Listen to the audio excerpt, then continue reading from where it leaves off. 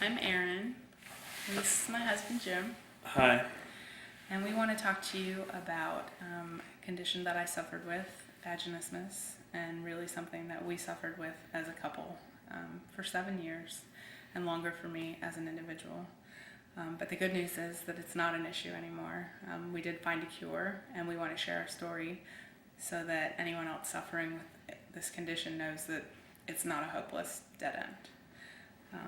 I think the first thing anybody who's suffering from vaginismus feels is absolute isolation, absolutely feeling abnormal. Everyone else around you is normal and is able to do things that you can't do due to the condition, which makes penetration of the vagina absolutely 100% impossible. If possible, very, very, very painful. And so the first thing I'm going to ask Jim is to talk about how he felt as the guy in the relationship being with someone who suffered from this condition. It's not a good feeling. You know, it's like, no pun intended, but it's like banging your head against a brick wall. You know, that's what it feels like. You know, and you just, it starts out, well, that's okay, and then you go from we can work around it to eventually we don't even want to deal with it. And there are moments in the marriage where there's supposed to be fairy tale and wonderful things and wonderful intercourse, like our first cruise we took together. I mean, we didn't even try and fool around on the cruise. There was no point. We made an excuse, the stateroom's too small, people might hear us. Our honeymoon in Ireland, same thing. We didn't even try anything on the whole honeymoon. Well, we were jet lagged, or, we didn't want to bang the wall, or, just excuses. And it's frustrating. It's an immensely frustrating situation, and, as a guy, you begin to look at yourself and what am I doing wrong, and, how, what can I do better? Or the other thing you start to wonder is, why do I keep hurting her? And you take it personally quite a bit. Yeah, I do remember that, actually, the look on his face if we would attempt. We were dating for a year, engaged for a year, and then married. And when we would attempt intercourse, I would tense up and I would consciously try to relax, and it didn't matter, I couldn't. And he would look at me and say, I'm really sorry, I don't want to hurt you. And I would say, no, I'm okay.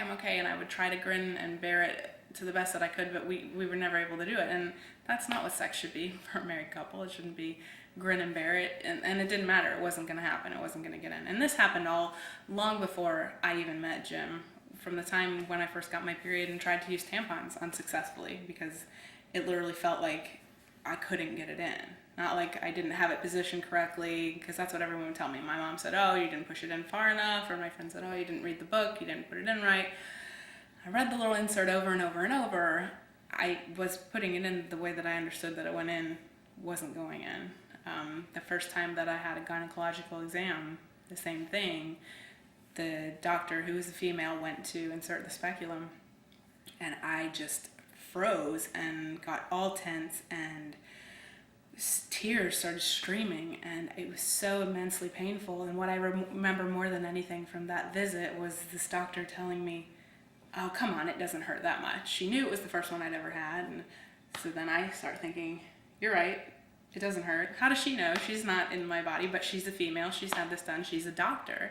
And I think most people growing up, you look up to doctors and think they have all the answers. And if I learned anything, I think we learned anything through this whole experience, doctors do not always have all the answers. Sometimes they're just giving us their best guess. And I was given a couple of incorrect diagnoses through the years. One of endometriosis, which I do not have, never did. One of vulvar vestibulitis, also something that I didn't have. But you cling to anything, that any name anybody gives you, and creams and things that you can try that are going to resolve this issue that don't work. We had doctors, at any given point when we were really actively trying to deal with this, we had doctors telling us to use dilators. We had other doctors telling us it was a relationship issue and we needed to go to a therapist and talk about our inherent trust for one another. We had other doctors actually... Or lack of trust. Lack of trust. Yeah, our sex therapist would tell us, so when you don't trust each other, you don't love each other enough. Absurd things that were so far from the truth that was a waste of everyone's time. Exploratory surgery happened at one point. I did. I had an exploratory laparoscopy by a very well-intentioned doctor who I love, but he just wanted to make sure there was nothing physically wrong. And you know what's frustrating about this is when any physician looks at you, your vagina looks completely normal. It doesn't look like there's anything wrong with you. And then you start to think, okay, maybe this is all in my head, and it's not all in your head, but it leads to a physiological reaction where you get so tense that nothing can penetrate you. Boy, it's just frustrating. So I think what was one of the most frustrating things too is the lack of information out there. And I think that's why so many people who suffer from this, and I believe it's 1% of the female population, but you would never know that number is not high. There are doctors who've never heard of it. There are books that never talk about it, or if vaginismus is mentioned at all in a book, it's one paragraph, and it's just a description of what it is. No idea for what to do to cure it, to make it go away.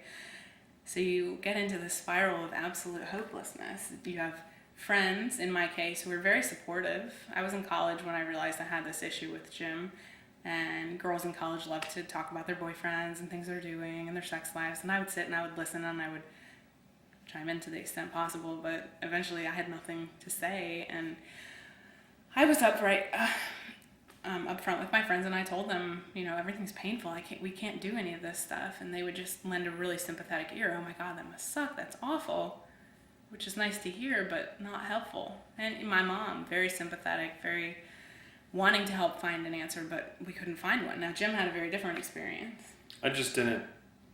I kept it inside, you know, I did not share it with anybody, and I don't know, I just coped with it myself, I guess, which might not be the healthiest way to cope with it, but, you know, how are you supposed to tell your buddies that, you know, I've been married for 5 years and I have yet to have sex with my wife, you know, that's not, you know, it's not something I want to, you know, wear around, I think your reaction's a lot more normal than mine was. I don't think most people who suffer from this go around telling anybody, and I know how isolated and alone I felt, and people knew. I can't imagine what it feels like, and even what it felt like for you to just carry that around. And I know as this progressed, our relationship really began to suffer for it, and not because we don't have a strong marriage, and not because we don't know how to talk to one another, but simply because a huge, really important aspect of our relationship was missing. You can compensate in sex for just so long. Right, right. And normally, you know, we'd always start out knowing it wasn't going to be possible, and you know, it'd be so into the moment. We said, well, it'll be different this time. Let's try. You know, let's see what happens. And, you know, mood killer. You know, it go from 100 miles an hour to zero, you know, in a snap.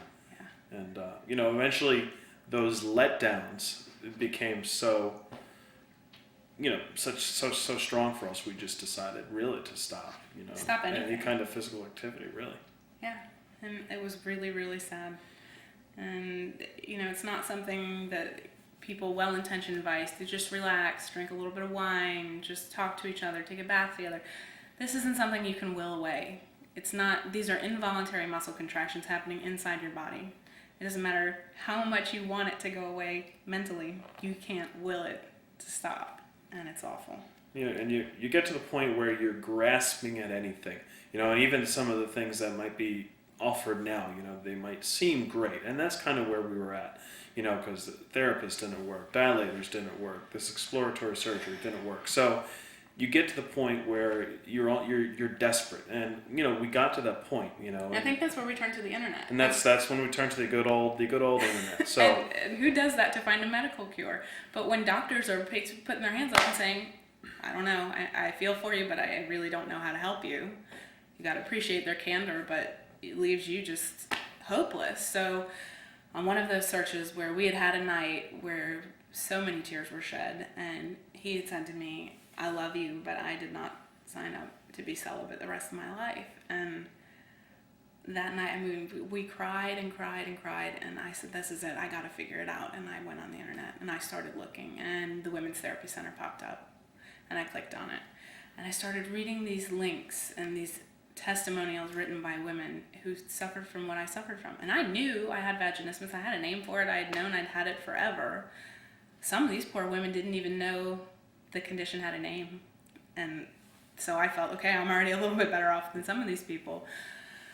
But I identified with almost every single one. At least some point in their story, they said something that totally rang true with me. From the isolation to the pain, to the physical pain, the emotional pain, being with a spouse, being without a spouse, it didn't matter. And meanwhile, we've got friends who are getting pregnant, and the college stories that you talked about continue on, where people are still talking about their sex life and being intimate, and you're still not part of that. And people are progressing through these stages in life, exactly. and everybody's moving on but you. You're kind of on the sidelines watching, and that's no good. And so after reading through this website, I ran on a link and it said their statistics. So I went to their statistics and I read this fact that said we have a 95% cure rate. And that caught my attention. Because not only did they say they had a cure, but that they had a 95% cure rate. That's almost everybody. And then I read it more carefully, and it actually is everybody. It's everybody who agreed to complete the process with them. And I thought, Jim, you got to read this. And what do you remember feeling when you read it? Absolute skepticism. Both of us. And I'm naturally a skeptic to begin with, but I just began to try and figure out what the catch was, where's the hook, what's the other side of the story, and we did our homework, and there's a link on the website that details the homework that we did to try and discredit this miracle cure we're reading about, and it was true. It seemed too good to believe, and too good to be true. We just kind of closed our eyes and decided it was time to take a leap of faith. That's exactly what we did, and I contacted these doctors, Dr. Katz and Dr. Tabasil, which you will, if you choose to go to the Women's Therapy Center, forever knows Ross and Dietza, and they asked me to send my vaginismus story, which is everything I've shared with you, and they contacted me right back, and they said, yes, you have vaginismus, yes, we can treat you. And it was so matter of fact, and they were so confident that I thought, these have to be the people that can fix this. And we found them on the internet. How do we know who they are? They're in Plainview, New York. We've got to take an airplane. We've got to take 2 weeks off from work. Are we really going to do this? But eventually you talk to your partner and you say, what's our marriage worth? What are we willing to do? What are we willing to sacrifice? What are we willing to give up to fix this? And we decided we were ready to go. And we did. And you know what? For all the anguish and all the pain and all the struggle, the cure was amazingly easy, wasn't it? It was. It really was. It was a matter of deciding, I'm going to take that first step. I'm going to get on this airplane and go to these 2 people I've never met who claim to have a cure for something that 6, 7 doctors that I've been to and every book I've ever read can't solve for me. I couldn't solve it myself. My partner, who loved me more than anything, couldn't help me solve it. So we went to see these 2 people, and for the first time in my life, I felt like I was in control of this. From the moment I walked in their doors, I felt like I was in control. At no point during my treatment was anything done to me. I was never unaware of what was going on, no kind of anesthesia. I was never put to sleep. I was always the one telling them when I felt like I was ready to go on to the next step. And it was scaffolded, and there was hand-holding, and there was encouragement and cheerleading the whole way. There was camaraderie with the other couples there, going through the same thing. It was amazing. And in 2 weeks after 14 years of suffering with this, in 2 weeks, less than 2 weeks, I was absolutely cured. I was able to go from extraordinarily painful, very limited vaginal penetration to being able to consummate our marriage. Yeah. And by the end, you can talk about the 5 types, and I think I could all 5 without a problem. I could insert an applicator so that should I get an infection, I could treat it. I could insert a finger, I could insert a tampon, I could insert a speculum or have a speculum inserted in me for a gynecological exam, and we could have sex for the first time. Yeah. And it was amazing. So, just so you know, this condition is not all in your head. It's not something that you've made up. It is very, very real. It's in your head and it's in your body. And it can be treated if you have doctors who know how to treat both parts of this condition simultaneously, which is where we were always lacking. And it's all they do, and they're experts in it, and they're absolutely amazing. And here we are, 2010, and we have a 3-year-old little boy after being cured in July of 2006. So don't despair if this is something you're dealing with. Don't think that it's a life sentence that can't be overcome, because we're here to tell you that it can, and it did. Absolutely. I love you. Love you.